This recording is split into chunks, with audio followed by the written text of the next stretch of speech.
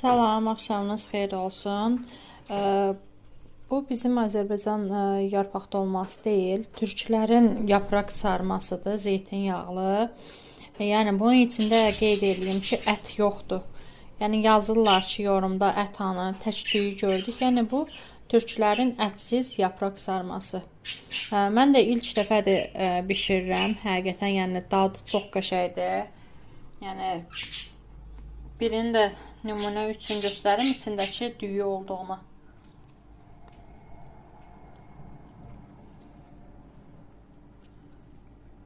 Yəni bax, onu qeyd edeyim ki, orada yazırlar ki, bundan əvvəlki videoda, yəni quşun səsi başıma düşdü.